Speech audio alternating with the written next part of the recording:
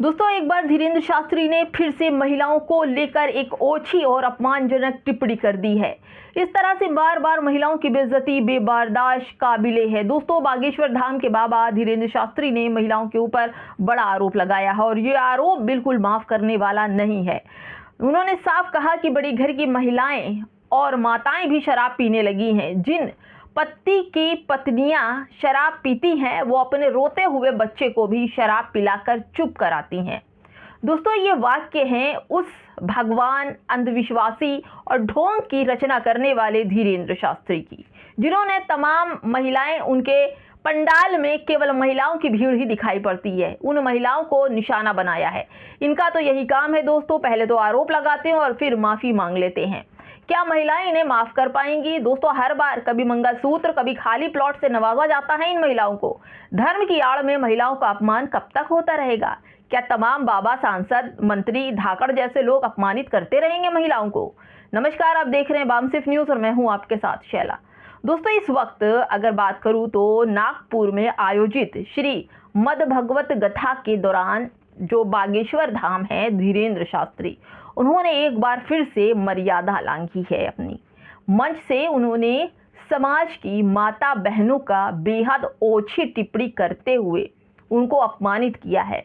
उन्होंने साफ कहा कि आजकल तो पुरुषों की छोड़ो, बड़े घरानों की माताएं भी, बहनें भी शराब पी रही हैं। जिन पतियों की पत्नियां शराब पीती हैं, उनके बच्चे यदि रोएंगे तो उन्हें भी शराब पिलाकर चुप करा दिया जाएगा। दोस्तों, ये कथावाचक का एक काम होता है कि समाज को जागरूक करना, संस्कार देना और सही दोस्तों कि खुले मंच से जिस तरह से महिलाओं का चरित्र हरण कर रहे हैं, उन पर कीचड़ धीरेन्द्र शास्त्री उछाल रहे हैं, क्या व्यासपीठ में ऐसी भाषा शोभा देती है? क्या ऐसी भाषा का इस्तेमाल धीरेन्द्र शास्त्री के लिए ठीक है? दोस्तों, धीरेन्द्र शास्त्री की आदत हो गई है महिलाओं को अपमानित करने की। धीरेन्द्र शास्त्री का यह पुराना तरीका है, पहले जहर उगलना, विवाद पैदा करना और फिर माफी मांग लेना, नाटक करना। क्या हर बार माफी मांग लेने से माताएं बहनों का अपमान मिट जाएगा? इस बार का अपमान कुछ ज्यादा ही बड़ा है, क्योंकि इस बार धीरेन्द्र शास्त्री के निशाने पर बड़े घराने की महिलाएं हैं। ये कहना है कि माँ अपने रोते हुए बच्चों को शराब पिला देती है, न केवल झूठ है बल्कि माँ की ममता और त्याग का भी सबसे बड़ा भद्दा अपमान किया है धीरेन्द्र शास्त्री ने। आज क्रूज से जो तस्वीरें आई कि मरते हुए बच्चे को भी कलेजे से लगाए थी माँ, धीरेन्द्र शास्त्री का इशारा खैरात तो नहीं है, क्योंकि वहां पर आने वाली महिलाएं अमीर घरानों से आती हैं, तो धीरेन्द्र शास्त्री का इशारा उधर भी हो सकता है। लेकिन फिर भी हैं तो महिलाएं ना, चाहे कहीं भी जाएं। धर्म की आड़ में बैठकर खुद को बाबा कहने वाले लोगों को ये समझना चाहिए कि समाज अब जागरूक हो चुका है। माताओं और बहनों के खिलाफ ऐसी घटिया सोच रखने वालों का पुरजोर विरोध होना चाहिए। दोस्तों, ये घटिया तरीके की बात करने वाले धीरेन्द्र शास्त्री को माफी तो नहीं मिलनी चाहिए। जिस तरह से वो भगवान बनकर पर्चा निकाल कर लोगों की आंखों के तारा हो जाते हैं, क्या इतने अंधविश्वासी महिलाएं हैं? ऐसे माफी वीर कथावाचकों को पहचानिए जो धर्म के नाम पर केवल नफरत और अपमान परोस रहे हैं, महिलाओं को खुले मंच से अपमानित कर रहे हैं और महिलाओं से ही पैसे कमा रहे हैं। पंडाल में आने वाली ज्यादातर महिलाएं हैं धीरेन्द्र शास्त्री का झूठ कारोबार पर चल रहा है। यहाँ तक धीरेन्द्र शास्त्री महिलाओं के कंधे पर पैर रख कर आए हैं, महिलाओं से ही कमाई से धीरेन्द्र शास्त्री आगे बढ़े हैं। ये कोई पढ़ाई लिखाई करके इतिहास का ज्ञान इनके पास नहीं है। कभी छत्रपति शिवाजी महाराज के बारे में अपमानजनक टिप्पणी करते हैं तो कभी बड़े घर की महिलाओं के बारे में। दोस्तों, आप सोचिए किस तरह से वो बात कर रहे हैं। महिलाओं को लेकर उनकी ऐसी सोच, ऐसी भाषा का इस्तेमाल खुले मंच से कर रहे हैं। एक कहावत आपने सुनी होगी दोस्तों कि पर उपदेश कुशल बहुतेरे, जो अचरही ते नर ना घनेरे, यानी कि कुछ यही हाल कुछ धीरेन्द्र शास्त्री का भी है कि कुछ न जाने, जैसे आपने सोचा ना, नाच न जाने आंगन टेढ़ा, तो वैसे ही धीरेन्द्र शास्त्री कुछ अभी तक तो उनकी शादी नहीं हुई लेकिन दुनिया को ज्ञान दे रहे हैं कि 4 बच्चे पैदा करो और एक बच्चा आरएसएस को दो।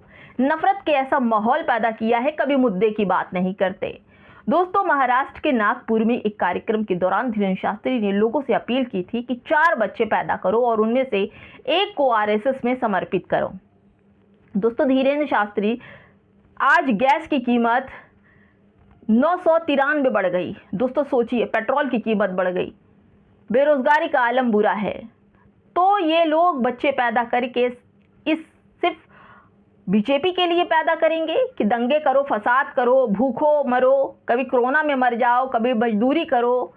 अभी गैस की किल्लत के चक्कर में कितना बवाल मचा है दोस्तों, किस कदर जो मजदूर बाहर बिहार और यूपी से काम करने गए थे उन्हें वापस बुलाया जा रहा है। गैस की किल्लत इतने कि भूखमरी की नौबत आ गई और उस पर धीरेन्द्र शास्त्री का ये बात। दोस्तों सोचिए किस तरह की भाषा का इस्तेमाल कर रहे हैं। दोस्तों एक बात और बताऊं कि 2023 में नोएडा में महिलाओं का अपमान किया था धीरेन्द्र शास्त्री ने। उन्होंने साफ लफ्जों में उस बार भी मंच से एक ऐसी आपत्तिजनक भाषा का इस्तेमाल किया था जिसके बाद सोशल मीडिया पर खूब चर्चा हुई थी। संस्कारी महिलाएं भूल गई हो तो याद दिला देती हूँ दोस्तों कि जिन महिलाओं की मांग में सिंदूर और गले में मंगलसूत्र होता है, लोग उन्हें देखकर समझते हैं कि यह प्लॉट खाली है। उन्होंने आगे कहा था कि जब मांग में सिंदूर और गले में मंगलसूत्र होता है तो दूर से ही समझ में आ जाता है कि रजिस्ट्री पक्की हो गई है। यानी महिलाओं को जिस तरह से जिस भाषा के इस्तेमाल से धीरेन्द्र शास्त्री आंक रहे हैं, महिलाओं को निर्जीव चीज समझ रहे हैं। दोस्तों आप सोचिए, इस शराब वाले बयान पर क्या कहेंगे आप? मर्द मालिक और औरत उसकी जमीन, यही कह रहे हैं ना बाबा धीरेन्द्र शास्त्री। जब उन्होंने बिना सिंदूर मंगलसूत्र वाली महिलाओं को खाली प्लॉट कहा था, प्रवचन सुनाते हुए बोले थे कि जब कोई औरत सुहाग की निशानियां नहीं धारण करती, माथे पर सिंदूर नहीं लगाती, गले में मंगलसूत्र नहीं पहनती तो वो खाली प्लॉट की तरह होती है। खाली प्लॉट का मतलब होता है जिसका कोई मालिक नहीं होता है।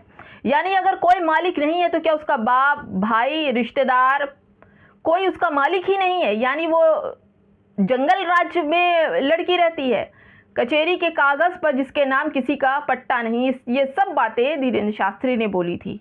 दोस्तों सोचिए कैसी भाषा। औरत जमीन है और जमीन का क्या है?